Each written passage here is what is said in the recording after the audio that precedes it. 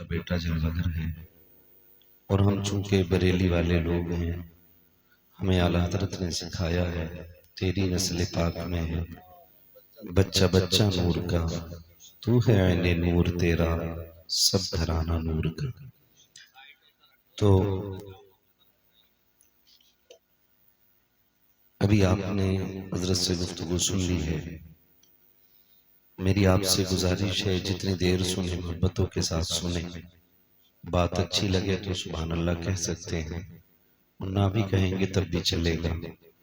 बस ये है कि कोशिश ये करें कि बातें सर के कानों से नहीं दिल के कानों से सुनेंगे इंशाअल्लाह। सुनेंगे इंशाअल्लाह।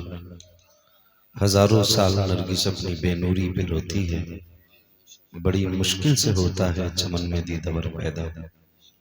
मेरे सामने अगर ये 1000 सर है, यानी 1000 लोग अगर इस महफिल में बैठे हैं, तो ये न समझें कि सिर्फ मेरा 1 घंटा खर्च हो रहा है, बल्कि मेरे और आपके सबके टाइम को मिलाया जाए तो 1 घंटे में 1000 घंटे खर्च हो रहे हैं।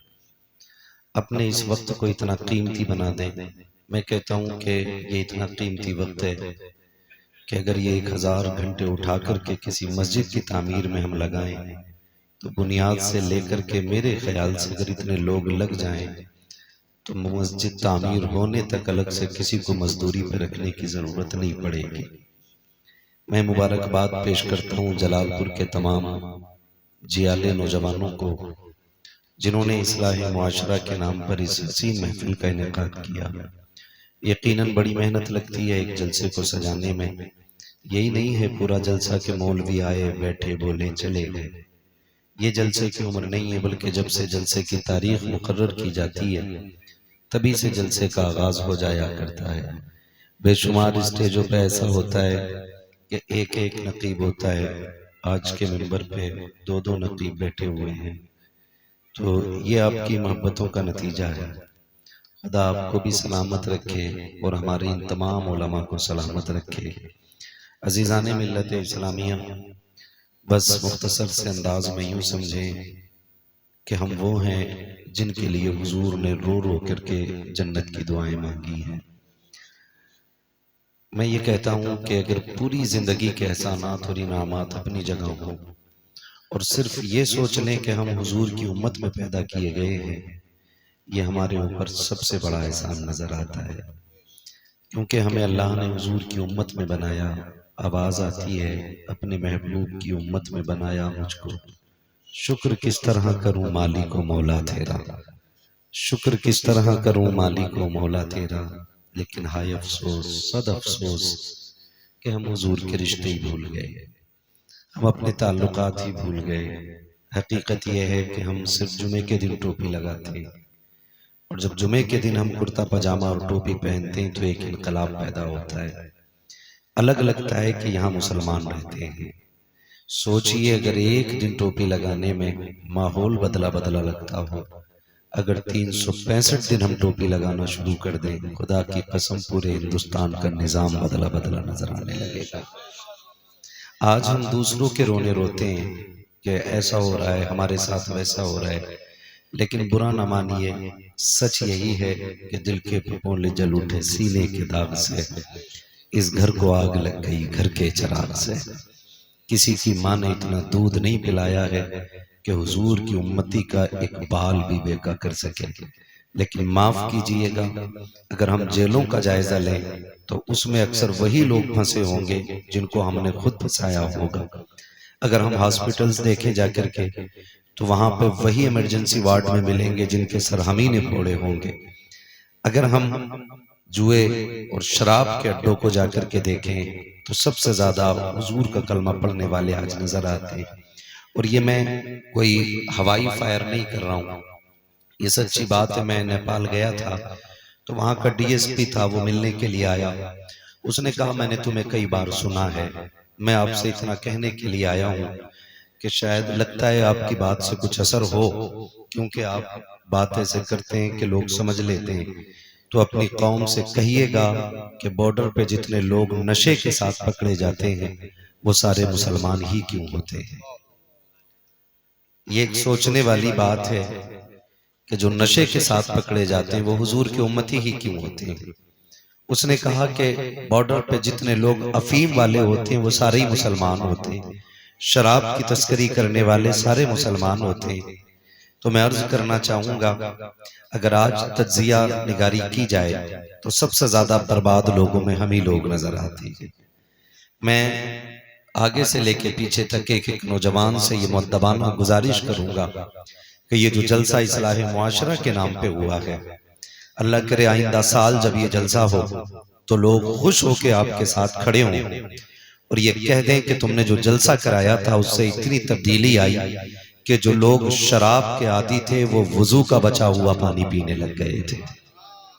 इतनी तब्दीली आ जानी चाहिए कि लोग ये कहें कि जो लोग सुबह उठते ही गाने सुना करते थे, जब से हमारी बस्ती का जलसा हुआ है उसमें काफी तादाद में नौजवान गानों की बजाय सुबह उठ के हुजूर की नात के तराने सुनने लग गए। कहो क्या राय है, तैयारी रहेगी ऐसी इंशाल्लाह? एक दो बंदों ने हाथ उठाया है, मैं देख रहा हूँ माशाल्लाह सारे ही लोगों के उठ गए। याद रखिएगा, जो नसीहत कबूल करना नहीं चाहते हैं उनके लिए फिर बड़ी से बड़ी जबान भी कोई हैसियत नहीं रखती है, और जो इस नीयत से आके जलसों में बैठा करते हैं कि कुछ अगर अच्छी बात लगेगी तो दिल पे लिखेंगे, तो फिर उनके लिए नसीहत दीवार पे भी लिखी हो तो वो ये नहीं देखते कहाँ लिखा है, वो ये देखते क्या लिखा हुआ है। बात फायदे की होती है तो फिर अमल किया जाता है। आप मुझे बताएं, आपने देखा होगा 11,000 की लाइन देखी? 11,000 की बिजली की लाइन देखी आप लोग? बहुत कम लोगों ने देखी है, घर से नहीं निकलते। आप जो निकलते हैं वो बोले देखी है कि नहीं 11,000 की लाइन है? दरवाजे पे जा रहे नहीं है, पीछे डरा रहे हैं कि बता रहे हैं? तो देखिए ना 11,000 की लाइन, उसमें कुछ फीट ऊपर जाकर के क्रॉस का निशान लगा होता है और उसके ऊपर एक खोपड़ी बनी होती है। क्या मतलब होता है इसका? कि इसके ऊपर अगर गए तो बोले, अभी सब नहीं बोल रहे हैं इसके ऊपर, इधर वाले लोग ना बोले, फिर मैं इन्हें कैमरे वालों को देख के बोलूं, बोल सकते हैं क्या क्या मतलब होता है उसका? कोई चढ़ा उससे ऊपर, क्यों? क्योंकि निशान खतरे का है। अब अगर कोई बंदा वहां ये कहे जी यहां तो सैयद साहब खड़े ही नहीं है, ये तो खंबे पे निशान है, हम क्यों माने, और चढ़ जाए 11,000 की लाइन पे, फिर क्या होगा? हाँ, फिर मस्जिद से ऐलान होगा कि साहब वो जो थे जो चौक में बैठ के बहुत बोलते थे, जो मौलवियों को पकड़ पकड़ के उल्टे फतवे देते थे, आज ऐसी बेवकूफी की है कि 11,000 की लाइन पे लटक गए हैं। यही होना है कि नहीं? तो मेरा कहने का मतलब यह है कि हम अक्लमंद उसको तस्लीम करते हैं कि जो दीवार पे लिखी हुई सही बात को मान ले, ना कि उसको जो सही बात को छोड़ के दीवार को गलत कहने लग जाए। तो आप ये सोच के न सुने कि भाई हमारे जैसा बंदा कह रहा है, ये सोच के सुने कि बातें किसकी हो रही है। कयामत का दिन होगा, नफसी नफसी का आलम होगा, अमल तोले जा रहे होंगे। हालत ये होगी कि जन्नती जन्नत में जाएंगे और जहन्नमी जहन्नम की तरफ। तो बाज हुजूर के उम्मती ऐसे होंगे जिनको फरिश्ते जहन्नम की तरफ लेके जाएंगे, तो कुछ फरिश्ते उन्हें देख के रोने लग जाएंगे। तो ये जो बंदा जहन्नम की तरफ जा रहा होगा ना, ये कहेगा तू क्यों रो रहा है, जहन्नम में तो मैं जा रहा हूं। फरिश्ता कहेगा मुझे तुझसे कोई लेना देना नहीं। का फिर रोया क्यों? कर रो इस बात पे रहा हूं हुजूर की उम्मत में होके जा कहां रहा है। क्या बात है, बेशक बेशक। कि रो इस बात पे रहा हूं कि हुजूर की उम्मत में होके कहां जा रहे हैं हम लोग। यानी कि अगर हुजूर की उम्मत में होके भी जन्नती ना हो सके तो फिर हम क्या करें? मैं जानता हूं गुनाह हमारी खसलत है, नाफरमानी हमसे हो जाती है, लेकिन अल्लाह ने दरवाजे रखे हैं। फरमाया अगर गुनाह हो जाए तो वो कहता है एक बार तौबा कर ले, मैं तेरे पिछले सारे ही माफ कर दूंगा। लेकिन माफ कीजिएगा, बढ़ती उम्रों में हमें बर्थडे मनाने का शौक तो है, बुढ़ापे में कमर झुक गई है, लेकिन कह रहा है 61वां बर्थडे है अब्बा का। जी बेशक। अब्बा को दूल्हा बनाया, जिससे रोटी नहीं कटती उसको दूल्हा बना के बैठा दिया। कहा क्या हुआ? कहा आज अब्बा का 61वां जन्मदिन है। और अब्बा भी बड़ा खुश है, हाथ सीधे नहीं पड़ रही, यूं हाथ कांप रहे, और चाकू से वो केक काट रहा, केक भी सीधा नहीं कट रहा है। और फिर कह रहा, फिर ताली बजाई जाती है, गुब्बारे फोड़े जाते हैं। मैं पूछना चाहता हूं, उम्र 61 के पार हो गई है, एक बार तो इतना बताओ कि 61 साल में तुम्हें सिर्फ जन्मदिन याद रहा? हमें ये ख्याल आया कि नहीं आया? हमने 61 साल में अपने रब को राजी किया कि नहीं किया है? अपने रब को रोके दिखाया कि नहीं दिखाया है? हमने 60 साल में कितने बड़े बड़े गुनाह किए हैं, कितने लोगों के हक मारे हैं, कितने लोगों को चौक में जलील किया है, कितने लोगों को रुस्वा करके हमने अपने आप को बड़ा जाहिर किया है। कभी ये ख्याल आया कि नहीं कहीं मुझसे किसी का दिल तो नहीं टूट गया होगा? कभी ये ख्याल आया कि तो नहीं कि मुझसे किसी पे हक तो नहीं मारा गया होगा? खुदा की कसम खा के कहता हूँ, एक नहीं 1000 हज लेकर के आप कब्रिस्तान चले जाइए, अगर किसी का 1 रुपया आपने मार लिया है, अगर किसी का 1 बीसा जमीन मार ली है, अगर 4 इंच किसी की जमीन में आपने 1 मैंड बढ़ा दी है, 1000 हज अपनी जगह है, बंदे का हक अपनी जगह है। अल्लाह उस वक्त तक जन्नत नहीं देगा जब तक एक एक पैसे का हिसाब बराबर नहीं करा लेगा, इसलिए कि उसका निजाम है, वो हुकूकुल्लाह तो माफ कर सकता है, लेकिन हुकूकुल इबाद को बिना सजा के माफ नहीं कर सकता। नारे तकबीर, नारे रिसालत, पैगामे मजहब इस्लाम, मसलके आला हजरत, इस्लाहे माशरा कॉन्फ्रेंस। सुभान अल्लाह। बहुत जो है सारे लोगों को माफ कीजिएगा, हज का दौर चल रहा है, सान भाई गए नहीं है ना, जाएंगे नहीं, आप ही ने ऐलान किया कि दुआ के बाद हम जाएंगे। सलामत रहें, पहली बार आज ही कह रहे हैं मेरे साथ जाएंगे। तवज्जो है सारे लोगों की? हाँ, बहुत गौर से मेरी बात सुन लीजिएगा, हज का दौर चल रहा है, अल्लाह सबको हुजूर का मदीना दिखाए। जोर से कह दो आमीन। सलामत रहे माशाल्लाह। आप कहेंगे बात हज की कही और बात मदीने की कर रहे हैं, तो चूंकि हम आला हजरत वाले लोग हैं, और आला हजरत फरमाते हैं काबे का नाम तक न लिया तैबा ही कहा, पूछा था हमसे जिसने कि नौजत किधर की है। भैया से बंद कर ले, बंद कर। हाँ, पूछा था हमसे जिसने कि नौजत किधर की है। तो हज का दौर भी चल रहा है, हाथ जोड़ के गुजारिश करिए, जब भी जाना मदीने हलाल के पैसों से जाना, ऐसा ना हो भतीजों की 5 बीघे बेच के तुम हज को जाओ। अल्लाह, दौर बड़ा नाजुक है, पैसे की भूख ने अंधा कर दिया है इन्हें, इतना अंधा कर दिया हजरत, इस पैसे की वजह से भाई भाई का नहीं रहा, बाप बेटे का नहीं रहा, खानदान खानदानों में दीवारें खड़ी हो गई। वो जो जिनकी दांत कटी रोटी रहती थी आज गले काटने पे तुले हुए। मैं गलत नहीं कह रहा हूं, अगर मार्केट में किसी की जमीन आ गई है ना, तो मजाल है कोई 4 इंच दीवार टेढ़ी कर ले। मैंने तो यहां तक देखा मकान बिगड़ जाता है लेकिन दीवार लोग सीधी नहीं करने देते, जबकि ये तिरछी जमीन किसी के काम की नहीं।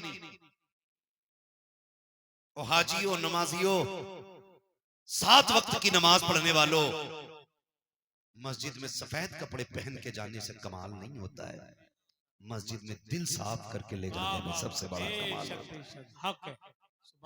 मस्जिद में दिल साफ होना चाहिए। और मैं कंडीशन ये बैठा यूं अत्तहियात पढ़ रहा, करवट में झांक रहा, कौन है मेरी करवट? कई बार मैंने देखा जाके खड़े हो ना, ऐसे कन्या के देख रहा, आया कौन? बताओ ऐसी नमाज से कोई फायदा? बोलो, ये कड़वी सच्चाई है। अभी सैयद साहब क़िबला ने कहा कि जन्नत यहाँ मुफ्त नहीं बट रही है, जन्नत मुश्किल। तो कंडीशन नमाज में भी ना कन्या के देख रहे। अगर ईद के दिन गया है ना, तो ईदगाह में ना सबके दामन देख रहे हैं, इसने कौन से कपड़े पहने। अगर अपने कपड़े अच्छे ना तो जानबूझ के कहता तुमने कपड़े कहां से लिए, ताकि वो मेरे देख ले। ये कंडीशन हमारी इबादतों की।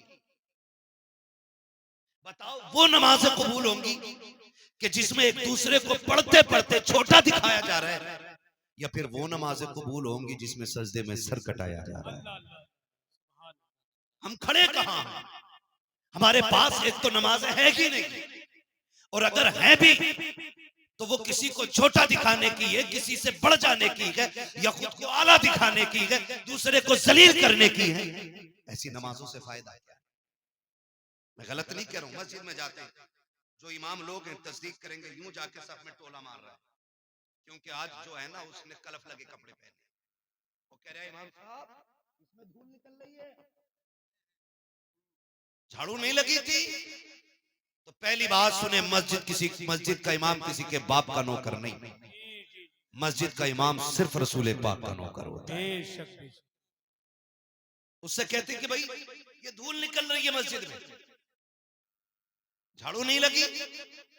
जब बंदा इस तेवर में बात करता है तो मशीयत का नकीब आवाज दे के कहता, नादान, ये जो सब की धूल है ना, ये एक लोटे से भी धुल सकती है। ये जो मिट्टी लगी है ये एक बाल्टी पानी से धुल जाएगी, लेकिन जो मैल तू दिल में लेकर के आया है ये 7 समंदर से भी नहीं धुलेगा।